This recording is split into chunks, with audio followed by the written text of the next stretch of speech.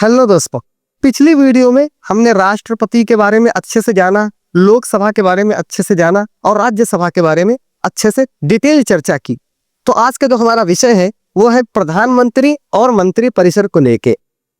आज हम इनके बारे में डिटेल चर्चा करेंगे और इनके बारे में जानेंगे कि प्रधानमंत्री कैसे काम करते हैं या उनकी जो काउंसिल ऑफ मिनिस्टर्स यानी कि मंत्री परिषद वो कैसे काम करती है और इसका संविधान में इसके अनुच्छेद क्या क्या है। आज इसके बारे में पूरी चर्चा करेंगे, तो बने रहिए हमारे साथ। तो आइए स्टार्ट करते हैं कि प्रधानमंत्री और मंत्री परिषद। पहले इसके परिचय के बारे में जान लेते हैं।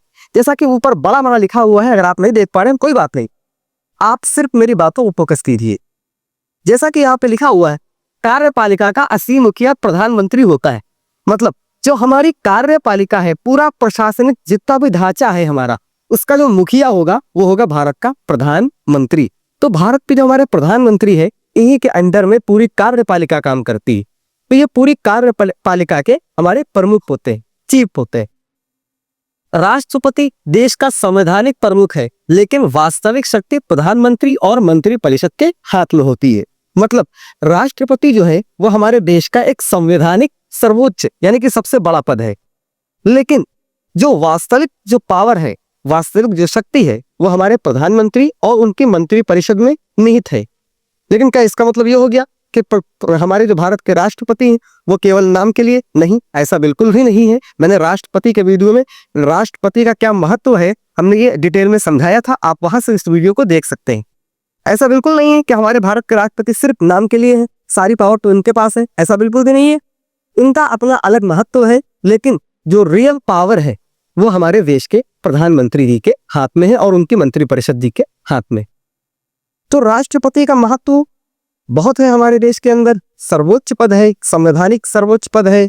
हमने इनके बारे में डिटेल से जाना था, तो आज हम इनकी बात नहीं करके बल्कि ज्यादा फोकस करेंगे प्रधानमंत्री और उनकी मंत्री परिषद के ऊपर। तो अभी तक आपने ये जाना कि प्रधानमंत्री कार्यपालिका का प्रमुख होता है और उनकी जो मंत्री परिषद है वो उनके साथ ही काम करती है।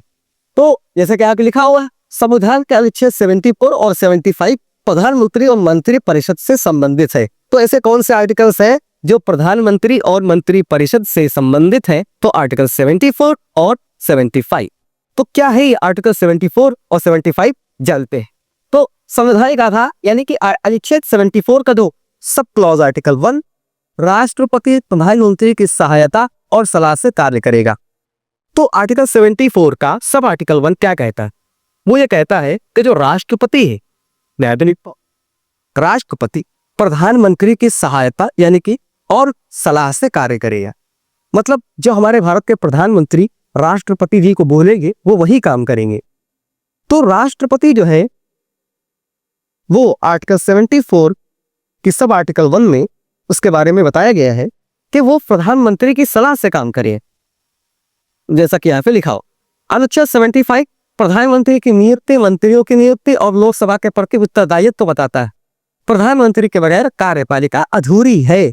मतलब जो आर्टिकल 75 है वो इनकी नियुक्ति कैसे करनी है प्रधानमंत्री की, और या हमारे जो कैबिनेट मिनिस्टर्स है, मंत्री परिषद है, और लोकसभा के प्रति उत्तरदायित्व तो यानी कि इनकी जिम्मेदारी क्या है, इनके बारे में बेसिकली हमें जानकारी देता है आर्टिकल 75।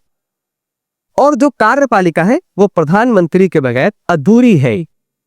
तो अब आगे बात करते हैं इससे बारे, इनकी नियुक्ति कैसे होती है।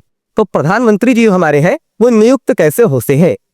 तो राष्ट्रपति उस व्यक्ति को प्रधानमंत्री नियुक्त करता है इसे लोकसभा में बहुमत प्राप्त हो। मतलब कोई ऐसा दल है जिसको लोकसभा के अंदर बहुमत मिल रही है, तो बहुमत से एक चेहरा जो राष्ट्रपति जो पार्टी के द्वारा सुझाव दिया जाएगा तो उसको राष्ट्रपति के ही नियुक्त करता है।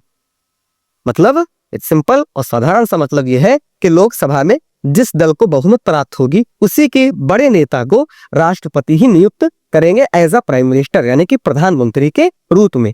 जैसा कि यही यहाँ पे लिखा हुआ है, अगर कोई स्पष्ट बहुमत ना हो तो राष्ट्रपति सबसे बड़े दल या गठबंधन के नेता को बुला सकता है। मतलब अगर ये स्पष्ट ही ना हो कि यार किसकी बहुमत है, तो राष्ट्रपति अपनी मर्जी से किसी बड़े नेता को, जिसका दल काफी बड़ा है, जिसकी पार्टी बड़ी है, उसके नेता को बुला सकता है कि भाई आप आइए और एज अ प्रधानमंत्री आप नियुक्त हो जाइए। तो नियुक्ति कौन कराता है? हमारे भारत के राष्ट्रपति जी नियुक्ति कराते हैं। प्रधानमंत्री संसद का सदस्य होना चाहिए, लोकसभा या राज्यसभा में से कोई एक। तो सबसे पहली जो कंडीशन थी वो क्या थी कि भाई वो सदस्य हो, चाहे वो लोकसभा का हो या राज्यसभा का। तो प्रधानमंत्री बनने के लिए आपको लोकसभा या राज्यसभा का सदस्य होना अनिवार्य है, जरूरी, आपके पास सदस्यता होना जरूरी है। लेकिन मान लीजिए अगर आपके पास सदस्यता ना हो तब, तो उसके लिए भी प्रावधान दिया गया। तो अगर आप लोकसभा या राज्यसभा की सदस्यता आपके पास नहीं है तब आप उस दौर में क्या करेंगे, तो देखिए आगे लिखा हुआ है, अगर वह नियुक्ति के समय सदस्य नहीं है तो 6 महीने के अंदर सदस्य बनना अनिवार्य है। मतलब अगर कोई ऐसा व्यक्ति, पार्टी चाहती है कि इसको प्रधानमंत्री बनाया जाए, लेकिन वो लोकसभा या राज्यसभा में से किसी भी सदन का सदस्य नहीं है, तो वो 6 महीने के लिए as a prime minister join कर सकता है। लेकिन उसको 6 महीने के अंदर सदस्यता लेनी होगी, चाहे वो राज्यसभा की या लोकसभा की। इन दोनों में से किसी एक की सदस्यता उसको लेनी पड़ेगी। अगर नहीं होगी तो 6 महीने के बाद उसका जो पद है वो अपने आप समाप्त हो जाएगा। तो वही आते दिखा हुआ। अब इसकी शर्तें क्या है, तो कुछ कंडीशन भी तो है। तो इससे कंडीशन क्या है, प्रधानमंत्री तब तक पद पर रहता है जब तक इसे लोकसभा का विश्वास प्राप्त हो। जब तक लोकसभा को ऐसा लगे कि यार ये आदमी सही है, देश के हित में काम कर रहा है, तो जब तक लोकसभा का उसके ऊपर विश्वास है तब तक वो प्रधानमंत्री रहता है। अगर लोकसभा अविश्वास प्रस्ताव लेके आ जाए कि जो फला व्यक्ति है, जो हमारे प्राइम मिनिस्टर है, वो देश के हित में काम नहीं कर रहे, हमारा इनके ऊपर विश्वास नहीं रहा अब, तो उसका पद अपने आप समाप्त हो जाता है। प्रधानमंत्री चाहे तो किसी मंत्री का इस्तीफा राष्ट्रपति से दिलवा सकता है। मतलब अगर कोई मंत्री नहीं है तो उनको अगर इस्तीफा दिलाना है तो हमारे भारत के प्रधानमंत्री जी उसका इस्तीफा दिलवा सकते हैं, किसी सहमति से, राष्ट्रपति से। अब बात करते हैं उनकी शक्तियों के बारे में। एक प्रधानमंत्री बहुत पावरफुल पद है, अब उनके अंदर की शक्तियां तो निहित होंगी, इनकी पावर्स भी तो होंगी। तो पावर्स की बात कर लेते हैं। नीति निर्माण। अब ये नीति निर्माण क्या वाला, सरकार की नीतियां तैयार करता है, मतलब सरकार कैसे चलेगी, है ना, क्या क्या होगा देश में, ये सब कौन डिसाइड कर रहा है, हम और आप नहीं, भारत के प्राइम मिनिस्टर ये तय करते हैं। और मंत्री परिषद का नेतृत्व, भाई मंत्री परिषद जो उन्होंने बनाई है, काउंसिल ऑफ मिनिस्टर्स, उसका भी रहनुमाई कौन करता है, भारत का प्रधानमंत्री करता है।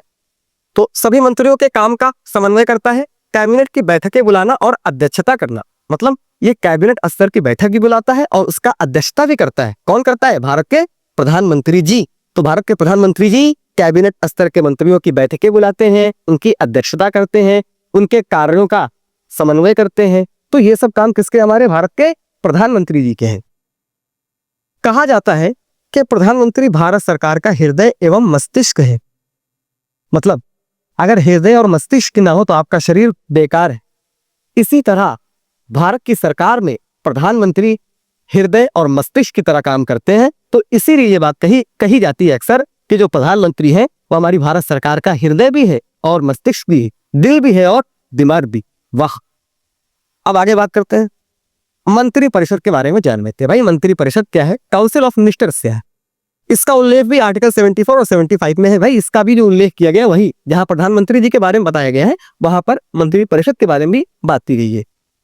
यह प्रधानमंत्री की सलाह सहायता के लिए होती है। भाई प्रधानमंत्री अकेला सब काम थोड़ी कर लेगा, तो उसको अलग अलग विभाग चलाने के लिए कुछ व्यक्तियों की जरूरत भी तो होती है। तो ये जो कैबिनेट मिनिस्टर्स होते हैं हमारे, यानी कि मंत्री परिषद जो है, काउंसिल ऑफ मिनिस्टर्स है, ये प्रधानमंत्री की हेल्प करने के लिए होती है, सहायता करने के लिए होती है। तो अब इन्हों भी 3 भागों में बांटा गया है। अब जो हमारे कैबिनेट स्तर के जो मंत्री हैं वो 3 भागों में बटे हुए हैं, यानी कि जो हमारे मिनिस्टर्स हैं वो 3 भागों में बटे हुए हैं। कैबिनेट मंत्री जो हमारा कैबिनेट मंत्री है, जो कैबिनेट में बैठक करता है, लोकसभा का सदस्य होता है, प्रधानमंत्री जी की मंजूरी से इसको नियुक्ति होती है। मुख्य नीति निर्माण में भाग लेता है, जो बड़े बड़े काम है ना उसमें कैबिनेट मिनिस्टर की ही जरूरत पड़ती है।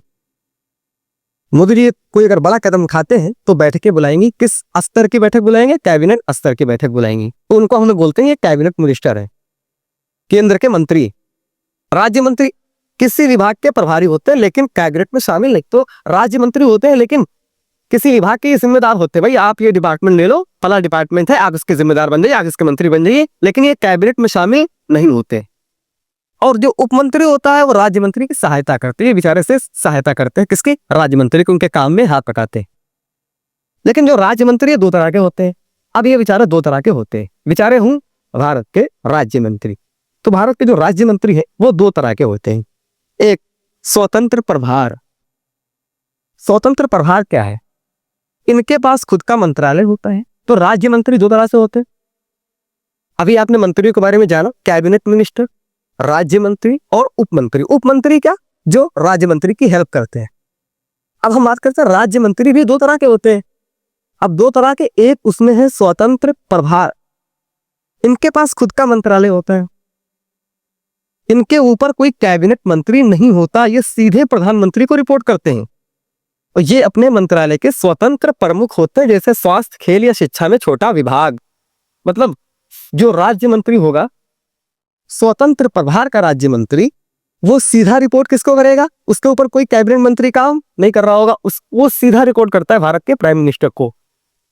ये अपने मंत्रालय का स्वतंत्र प्रमुख होते हैं। मतलब अब इनके ऊपर किसी कैबिनेट स्तर के मंत्री का दबाव नहीं होता है, ये स्वतंत्र है अपने आप ही। ये अपने तरीके से अपना काम करेंगे। अपने विभाग में, स्वास्थ्य में, शिक्षा में, इन सब जो बड़े बड़े विभाग है, इनका कोई छोटा सा विभाग इनको दे दिया जाता है कि भाई आप ये विभाग आपका है, आप इसके मुखिया हैं और हम आपको इस जिम्मेदारी है कि आप इसकी जवाबदेही किसको दे?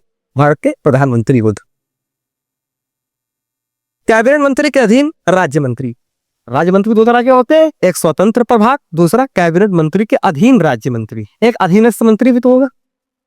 इनके पास किसी बड़े मंत्रालय का छोटा हिस्सा होता है, ये कैबिनेट मंत्री की सहायता का। तो जो राज्य मंत्री वो दो तरह के आपने देख लिए, एक स्वतंत्र प्रभार जो स्वतंत्र तरीके से काम करते हैं, दूसरे वो राज्य मंत्री जो कैबिनेट मिनिस्टर के अंडर में रह के, अधीनस्थ रह के काम करते हैं। ये किसको रिपोर्ट करेंगे? ये भारत के कैबिनेट मिनिस्टर को रिपोर्ट करेंगे, जिस मंत्रालय का वो मंत्री है। मान लीजिए कोई स्वास्थ्य का राज्य मंत्री है और वो स्वतंत्र प्रभार से नहीं, तो वो किसको रिपोर्ट करेगा? जो कैबिनेट स्तर का स्वास्थ्य मंत्री होगा। I hope it is clear. ये कैबिनेट मंत्री की सहायता करते हैं, भाई हेल्प कर इतना बड़ा डिपार्टमेंट है चलाने के लिए, वो कैबिनेट मंत्री की सहायता के लिए देते हैं। उदाहरण, विदेश मंत्रालय में एक कैबिनेट मंत्री और उसके अधीन कुछ राज्य मंत्री। अब विदेश मंत्रालय बहुत बड़ा मंत्रालय है, तो ये हो गया कैबिनेट मिनिस्टर। अब इसके अंडर में काम करने वाले जो होंगे वो राज्य मंत्री होंगे। तो राज्य मंत्री के बारे में आपने जाना, कैबिनेट मिनिस्टर के बारे में आपने जाना, प्रधानमंत्री के बारे में आपने जाना। आई होप आपको डाउट नहीं रहना चाहिए। अगर कि आपको डाउट है तो आपने कमेंट में बता सकते हैं। तो आज हमने मोटा मोटा क्या देखा? हमने भारत के प्रधानमंत्री की शक्तियां देखी, उनके बारे में संविधान क्या कहता है, उनके मुख्य आर्टिकल्स देखे, कैबिनेट मिनिस्टर के बारे में जाना। और कैबिनेट मिनिस्टर भी कितने तरह के होते हैं आप कमेंट में बताने हैं। अभी अभी मैंने पढ़ाया है कि कैबिनेट मिनिस्टर होता है, राज्य मंत्री होता है, उप मंत्री होता है। फिर राज्य मंत्री को हमने दो भागों में बांटा, एक स्वतंत्र प्रभार, दूसरे कैबिनेट मिनिस्टर के अधीन राज्य मंत्री। जो स्वतंत्र प्रभार होता है उसके वो सीधा रिपोर्ट किसको करता है? भारत के प्राइम मिनिस्टर को करता है। और जो कैबिनेट के अंडर में रह के काम करते हैं मंत्री, वो सीधा रिपोर्ट किसको करते हैं? कैबिनेट मिनिस्टर को कहते हैं। तो उम्मीद करता हूं कि आपको ये पूरा टॉपिक अच्छे से समझ में आया होगा।